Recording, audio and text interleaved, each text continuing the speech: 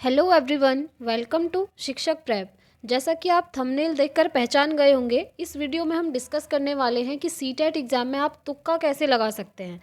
देखिए फ्रेंड्स, अभी 1 फरवरी हो गया है, ठीक है, और 7 फरवरी 2023 तक सीटेट के एग्ज़ाम चलने वाले हैं। तो अभी ज़्यादा दिन नहीं बचे हैं, बट जिन भी स्टूडेंट का अभी एग्ज़ाम होगा और आने वाला जो सीटेट होगा उनके लिए भी ये ट्रिक काम करेगी, ठीक है। तो पूरा देखेंगे हम डिटेल में कि किस तरह से आप ट्रिक यूज़ कर सकते हैं, कैसे आप तुक्का लगा सकते हैं क्वेश्चंस में। क्योंकि फ्रेंड्स, ये तो आप जानते हैं कि 100% सिलेबस तो कोई भी कंप्लीट नहीं कर सकता है। कुछ ना कुछ क्वेश्चंस तो छूट ही जाते हैं, ठीक है। ऐसा कभी नहीं होता है कि 150 का पेपर है तो आपको 150 के 150 आ रहे हों। ऐसा तो नहीं होता है ना। भले ही आपको 140 आ रहे हों, 10 फिर भी कहीं ना कहीं नहीं आएंगे। तो ये चीज़ तो होती ही है। तो उसी की बात करने वाले हैं कि किस तरह से आप लोग तुक्का लगा करके अपने मार्क्स बढ़ा सकते हैं। अगर आपके 90 मार्क्स आ रहे हैं, आपको 90 क्वेश्चन आ रहे हैं, तो किस तरह से तुक्का लगा करके आप 120 प्लस ला सकते हैं, ठीक है। या फिर अगर आपको 80 क्वेश्चन आ रहे हैं तो किस तरह से आप 100 प्लस ला सकते हैं। ये चीज़ें हम डिस्कस करेंगे। इसे आप कहेंगे कि सीटेट में तुक्का लगाने की ट्रिक। तो फ्रेंड्स, आगे बढ़ने से पहले आपसे एक रिक्वेस्ट है, अगर आप चैनल पर नए हैं तो चैनल को सब्सक्राइब कर लीजिए, ताकि ऐसे ही इंपॉर्टेंट वीडियोस की नोटिफिकेशन आपको मिलती रहे। हमने सीटेट की प्रिपरेशन कंप्लीट कर ली थी, उसके बाद आपके सीटेट के एग्जामिनेशन स्टार्ट हो गए थे। साथ ही हम पर डे एनालिसिस भी देखते हैं और सारे नोट्स आपको टेलीग्राम पर मिलते रहते हैं, ठीक है। तो चलिए स्टार्ट करते हैं तुक्का लगाने की ट्रिक। सबसे पहले हम बात करेंगे फ्रेंड्स, जैसा कि आप देखते हैं आपके पास जब स्क्रीन पे एक क्वेश्चन आता है, जैसे कि अभी ऑनलाइन एग्ज़ाम हो रहे हैं, तो कंप्यूटर की स्क्रीन पे आपके सामने फर्स्ट क्वेश्चन आता है। उसके बाद आप देखते हैं आपके पास 4 ऑप्शन रहते हैं, ए बी सी डी। इसमें से आपको एक में टिक करना होता है आंसर के लिए, है ना। अब देखिए, पहले तक क्या होता था ना, लोग क्या करते थे, ए पकड़ेंगे और ए सभी में लगा देंगे, नीचे 10 क्वेश्चन ए वाले बना देंगे। वो सोचते हैं कि हमारे मार्क्स ऐसे बढ़ जाएंगे। बट फ्रेंड्स, मैं आपको बता दूं क्लियरली, ये चीज़ पहले काम करती थी, ठीक है। बट अभी ऑनलाइन एग्जामिनेशन में ये चीज़ आपकी काम नहीं करती है। आप ऐसी गलती बिल्कुल भी मत कीजिएगा कि आपने एक ऑप्शन पकड़ा और सारे क्वेश्चन में आपने वही लगा दिया। ऐसे मत करिएगा, ठीक है। तो ये ट्रिक बहुत बेकार है। तो अब हम नेक्स्ट चीज़ की बात करते हैं। अब बात करेंगे कि आपको करना क्या है। ये तो नहीं करना है, तो क्या करना है, देखिए सबसे पहले कुछ इंपॉर्टेंट पॉइंट्स बताऊंगी, उसके बाद बात करेंगे, ठीक है। देखिए, previous year question paper online वाले, जैसा कि आप जानते हैं, इससे पहले वाला जो सीटेट हुआ था 2021-22 में, वो भी आपका ऑनलाइन ही था, है ना। बट उससे पहले ऑफलाइन होता था। तो ये वाला जो ऑनलाइन एग्जामिनेशन है ना, हुआ था ना फ्रेंड्स, इससे पहले वाला, तो उसके सारे प्रीवियस ईयर आपने लगाने हैं। ऑनलाइन वाले सारे क्वेश्चन पेपर आपने करके जाने हैं, क्योंकि जितनी ज़्यादा आप प्रैक्टिस करेंगे ना, उतना अच्छा होगा। क्योंकि सीटेट में क्वेश्चन रिपीटेडली पूछे जाते हैं, ठीक है। ये तो आपको पता ही है, और मैंने भी आपको बहुत बार अपनी वीडियोज़ में बताया है पहले भी, कि आप प्रीवियस ईयर क्वेश्चन पेपर ज़रूर करके जाइएगा, जो ऑनलाइन वाले हैं सिर्फ उनको। ठीक हो गया, ये हमने बात कर ली। अब हम आगे बढ़ते हैं। अब मैं आपको कुछ चीज़ें बताती हूँ कि कैसे आप अपना स्कोर बढ़ा सकते हैं। जैसे कि आप जानते हैं कि हर एक ऑप्शन का जो वेटेज होता है ना, वो सेम होता है, ठीक है। चलिए देखते हैं। अब हम टैग वर्ड्स की अगर बात करें फ्रेंड्स, तो आप जो है ना, पॉजिटिव और नेगेटिव टैग वर्ड्स देख कर जाइएगा। जैसे आपका एग्जामिनेशन कल होने वाला है, तो एक दिन पहले आप टैग वर्ड्स देख के जाइए। वो आपको इतनी हेल्प करेंगे ना फ्रेंड्स, रियली। आप एक बार ये चीज़ करके देखिए, आप खुद बोलेंगे कि हाँ, टैग वर्ड्स ने हमको बहुत फ़ायदा किया है। अब देखिए, टैग वर्ड्स होते क्या हैं। कुछ टैग वर्ड्स पॉजिटिव होते हैं, कुछ टैग वर्ड्स नेगेटिव होते हैं।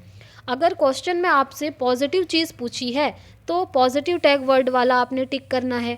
अगर क्वेश्चन में कोई नेगेटिव चीज़ पूछी है, तो आपने नेगेटिव टैग वर्ड वाला ऑप्शन ढूंढना पड़ेगा। तो ये होते हैं टैग वर्ड्स। देखिए फ्रेंड्स, ये जो टैग वर्ड्स हैं, इनकी PDF बनाकर मैंने टेलीग्राम पर शेयर की हुई थी, आप जाकर वहाँ देख सकते हैं। और फ्रेंड्स, इसकी 3 या 4 दिन पहले मैंने वीडियो भी अपलोड की हुई है यूट्यूब पे, आप सर्च करके देख सकते हैं। उसमें आपको क्लियर हो जाएगा कि पॉजिटिव और नेगेटिव टैग वर्ड्स क्या होते हैं। अब मैं आपको एक एग्जांपल के थ्रू समझाती हूँ। अगर ऐसा पूछा है कुछ कि बाल केंद्रित शिक्षा से क्या तात्पर्य है, ठीक है। ये क्वेश्चन अपने आप में बहुत इंपॉर्टेंट है फ्रेंड्स, बट मैं अभी आपको एग्जाम्पल के लिए बता रही हूँ। एक क्वेश्चन दे दिया आपको कि बाल केंद्रित शिक्षा से क्या तात्पर्य है, तो आप वहाँ पर पॉजिटिव टैग वर्ड ढूंढेंगे, ठीक है, क्योंकि बाल केंद्रित शिक्षा तो अच्छी होती है ना। तो वहाँ पर इस तरह के कुछ ऑप्शन रहेंगे कि शिक्षक की जो हम कह सकते हैं जो पाठ्यक्रम होता है वो शिक्षक के अकॉर्डिंग होना चाहिए। पहला आपका ये हो गया ऑप्शन। दूसरा हो गया कि जो पाठ्यक्रम है वो बच्चे के अनुसार होना चाहिए। ठीक है, इस तरह से कुछ रहेंगे। तो बाल केंद्रित शिक्षा की बात हो रही है ना, बच्चे के अनुसार। और अगर आप टैग वर्ड्स देख कर जाएंगे तो वहाँ मैंने आपको बताया था कि बच्चे को जहाँ पर महत्व दिया जाता है, बच्चे के अनुसार करिकुलम में चेंजेस किए जा रहे हैं, तो वो ऑप्शन हमेशा राइट होगा। तो इस तरह से ये मैंने आपको एक ऑप्शन समझा दिया फ्रेंड्स। आप टैग वर्ड्स ज़रूर देख के जाइएगा। जहाँ भी आपको दिखता है कि बच्चे के जीवन से रिलेटेड कुछ चीज़ है ऑप्शन में, तो वो हमेशा राइट होगा। बच्चे को एक्टिविटी करने पर फोकस किया जा रहा है कि बच्चे ज़्यादा से ज़्यादा क्रिया करें, वो भी आपका पॉजिटिव टैग वर्ड है। ठीक है, तो ये कुछ इंपॉर्टेंट टैग वर्ड्स हैं, ये आप ज़रूर देख लीजिएगा। अब हम बात करते हैं एलिमिनेशन मेथड। देखिए फ्रेंड्स, अगर आपको सीटेट में पास होना है या फिर बहुत अच्छे मार्क्स के साथ पास होना है तो आपको एलिमिनेशन मेथड भी आनी चाहिए। और ये मेथड आपको तभी आएगी जब आपने पॉजिटिव नेगेटिव टैग वर्ड्स पढ़े होंगे। ठीक है, अब एलिमिनेट करना मतलब होता है ऑप्शंस को साइड करना, निकालना। जैसे आपके सामने 4 ऑप्शन रहेंगे, ठीक है, उसमें से क्या होगा, अगर आपको आंसर नहीं भी आ रहा है ना, तब भी आपने ऑप्शन फर्स्ट पढ़ना है, सेकंड पढ़ना है, थर्ड पढ़ना है एंड फोर्थ पढ़ना है। उसमें से आपने ये चूज़ करना है कि अच्छा ऑप्शन ए में ये चीज़ है, ये तो नहीं हो सकती। इस तरह से आपने ऑप्शन ए को क्या किया, एलिमिनेट कर दिया कि पहला ऑप्शन तो आंसर हो ही नहीं सकता। ऐसे ही आपने देखा थर्ड ऑप्शन में कि इसमें भी कुछ नेगेटिव टैग वर्ड मिल रहा है, तो ये ऑप्शन तो हो ही नहीं सकता। ऐसे ही फिर आपके पास 2 और 4 बचा। फिर आपने ढूंढा ऐसा कोई कीवर्ड, अपना दिमाग लगाया पॉजिटिव टैग वर्ड से, आपने देखा कि फोर्थ ऑप्शन में भी ऐसा है, ये चीज़ तो नेगेटिव होती है, ये आंसर नहीं होगा। तो लास्ट आपके पास सेकंड ऑप्शन बचा और आपने टिक कर दिया। तो इस तरह से आप कर सकते हैं। ठीक है, ये एलिमिनेशन मेथड फ्रेंड्स रियली बहुत काम की चीज़ है। अगर आपको आंसर नहीं भी आ रहा है एग्जैक्ट, तो आप एलिमिनेट करके अपने आंसर तक पहुंच सकते हैं। ठीक है, चलिए अब हम बात करते हैं। इसकी बात वैसे हम लास्ट में करने वाले थे, बट मैंने पहले ही लिख दिया है तो बता देती हूँ। अगर आपको कोई भी ऑप्शन समझ में नहीं आ रहा फ्रेंड्स, ठीक है, मान लीजिए 4 ऑप्शन है, आपको आंसर आ ही नहीं रहा है, आपके positive words and negative tag words कोई भी काम नहीं कर रहे हैं, तब आप उस कंडीशन में क्या करेंगे, तब आप देखेंगे कि जिस ऑप्शन में भी सबसे ज़्यादा लिखा हो, यानी कि जो ऑप्शन सबसे लॉन्ग दिखे, आपको सबसे लंबा दिखे, उस पर टिक कर दीजिए। ठीक है, क्योंकि ये चीज़ काम करती है फ्रेंड्स। अगर आपको नहीं समझ में आ रहा है ना, क्योंकि आप जानते हैं सीटेट में क्वेश्चन बहुत लेंदी रहते हैं। पहली बात तो होता है ऐसा कभी कभी कि लास्ट में हमारे पास टाइम ही नहीं बचता है, या फिर हमें आंसर आता ही नहीं है, इनमें से कोई भी नहीं आता है। उस कंडीशन में आपको क्या करना है कि जो ऑप्शन सबसे लंबा है उस पर आप टिक कर दीजिए। ठीक है, चलिए आप ये भी समझ गए। अब देखते हैं सबसे डिफरेंट ऑप्शन, इसका मतलब क्या है। सपोज़ आपके सामने कोई क्वेश्चन दिया है और उसके आपके सामने 4 ऑप्शन है। ठीक है, अब आपने देखना है इन 4 में से ना कोई 3 लगभग एक जैसे होंगे। जैसे मैं आपको एक एग्जाम्पल के थ्रू समझाती हूँ। सपोज़ एक क्वेश्चन आपसे पूछा गया कि शिक्षक को निम्नलिखित में से क्या नहीं करना चाहिए।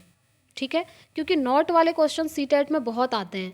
अगर एक क्वेश्चन आ गया निम्नलिखित में से शिक्षक को क्या नहीं करना चाहिए, और आपके सामने ऑप्शन दे दिए, ऑप्शन ए दे दिया कि पाठ्यक्रम को बच्चे के जीवन से संबंधित जोड़कर पढ़ाना चाहिए। ठीक है, दूसरा ऑप्शन दे दिया बच्चों को उनकी रुचि के अनुसार पढ़ाना चाहिए। तीसरा दे दिया आपको बच्चों को बहुत सारी एक्टिविटीज़ करवानी चाहिए। और फोर्थ ऑप्शन दे दिया कि बच्चों को दंड देना चाहिए। ठीक है, अब देखिए यहाँ पर आपको पता चल जाएगा कि 3 ऑप्शन तो एक जैसे लग रहे हैं, बट जो फोर्थ है जिसमें बच्चे को दंड दिया जा रहा है, ये नेगेटिव चीज़ है, ये थोड़ा सा अलग है, सबसे डिफरेंट। इसीलिए मैंने लिखा है सबसे डिफरेंट ऑप्शन। 3 ऑप्शन आपने देखे कि एक जैसे हैं, बट जो चौथा ऑप्शन है ना वो कुछ अलग है, इन तीनों से अलग है। तो उस केस में आपने क्या करना है, उस केस में फोर्थ वाले ऑप्शन को टिक कर देना है। ठीक है, ये ट्रिक भी बहुत काम करती है फ्रेंड्स। जो सबसे डिफरेंट ऑप्शन आपको दिख रहा है ना, वहाँ टिक कर दीजिए। ठीक हो गया, आई होप आप लोग समझ गए होंगे। अब हम बात कर लेते हैं फ्रेंड्स ग्रामर की। वैसे तो ये जो ग्रामर है, व्याकरण है, ज़्यादा नहीं पूछी जाती है सीटेट में, बट फिर भी बेसिक लेवल की आती ही आती है। आपने देखा होगा हिंदी में जो गद्य और पद्य रहते हैं और इंग्लिश में जो पैसेज और पोएम रहता है, उनमें व्याकरण पूछा जाता है अप्रॉक्स 3 या 4 मार्क्स का।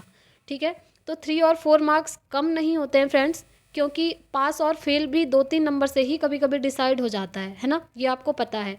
तो इसके लिए आपको क्या करना है, बेसिक ग्रामर देख के जानी है। संधि है, मैं आपको बता देती हूँ, इससे अदर आपको ग्रामर पढ़ने की ज़रूरत नहीं है फ्रेंड्स सीटेट के लिए। संधि है, समास है, अलंकार है, ठीक है, उपसर्ग है और प्रत्यय है। आप सिर्फ इतना करके जाइए फ्रेंड्स, यकीन मानिए आप जो है व्याकरण में कोई भी क्वेश्चन गलत नहीं करेंगे। ठीक है, और मैंने इन सभी के जितने भी मेरे पास नोट्स थे मैंने टेलीग्राम पर आपके साथ शेयर किए थे, और साथ में वीडियोस भी बनाई हैं, यूट्यूब पर अपलोड की हैं, और सभी को याद करने की ट्रिक बताई है मैंने। जैसे समास हैं, 6 समास होते हैं, मैंने ट्रिक के साथ वो समास आपको बताए हैं, अलंकार बताए हुए हैं, तो वो सब आप जाकर देख सकते हैं। अगर आप मेरे चैनल से नहीं भी पढ़ते हैं तो कहीं और से पढ़कर जाइए, बट बेसिक ग्रामर आप देख कर जाइएगा। ठीक है, आई होप यहाँ तक भी आपको सब समझ में आ गया होगा। अब पैसेज की बात कर लेते हैं फ्रेंड्स। तो पैसेज में ना आपको कभी भी तुक्का नहीं लगाना है, ये आपको ध्यान रखना है। पैसेज में आप तुक्का नहीं लगाएंगे, ठीक है, क्योंकि आप जानते हैं पैसेज में जो क्वेश्चन रहते हैं ना वो आपने अपने मन से नहीं करने होते हैं, अपने दिमाग से नहीं करने हैं। वहाँ पर आपका जो पैसेज रहता है उसी के अंदर से आपने क्वेश्चन के आंसर ढूंढने हैं एंड देन वहाँ पर आंसर टिक करना है। इसलिए कोशिश कीजिएगा कि पैसेज में आप तुक्का ना लगाएं, आप पैसेज को एक बार पढ़ ज़रूर लें। ठीक है, और पैसेज के वैसे आंसर कभी गलत होते नहीं हैं, बट हाँ कभी कभी ये होता है कि बहुत टफ आ जाता है पैसेज, तो उस कंडीशन में भी आपको तुक्का नहीं लगाना है। आपने देखना मिलता जुलता कौन सा है उसी को करना है। ठीक है, आई होप ये डाउट भी आपका क्लियर हो गया होगा। तो ये सारी चीज़ें मैंने आपको बता दी फ्रेंड्स। आपको कुछ और चीज़ें बता देती हूँ लास्ट में। ठीक है, कुछ मैं इंपॉर्टेंट टॉपिक्स बता देती हूँ अब आपको। जैसे निपुण भारत है फ्रेंड्स, NCF 2005 है, NEP 2020 है, ये टॉपिक्स आप ज़रूर पढ़ के जाइएगा, ये आपको काफ़ी हेल्प करेंगे। ठीक है, तो हमने बात करी फ्रेंड्स पूरी वीडियो में कि किस तरह से आप सीटेट में पास होने के लिए तुक्का लगा सकते हैं।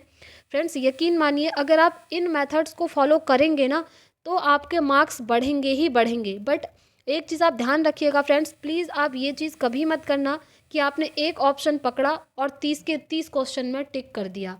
ठीक है, ये बहुत गलत चीज़ होती है, आपके मार्क्स कभी नहीं बढ़ेंगे। हाँ ऐसा नहीं है कि एक भी नहीं बढ़ेंगे, अगर आपने 30 के 30 क्वेश्चन में ऑप्शन बी लगा दिया तो आपके ना वहाँ पर 6 या फिर 7 नंबर आएंगे, दैट्स इट, इससे ज़्यादा नहीं बढ़ेंगे।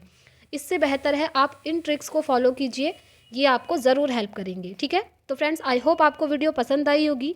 अगर आप चैनल पर नए हैं तो चैनल को सब्सक्राइब कर लीजिए, साथ में बेल आइकन प्रेस कर लीजिए ताकि आने वाले वीडियोज़ की नोटिफिकेशंस आपको मिल सके। तो फ्रेंड्स अब हम मिलते हैं नेक्स्ट वीडियो में, तब तक के लिए thank you, bye bye, take care, all the very best.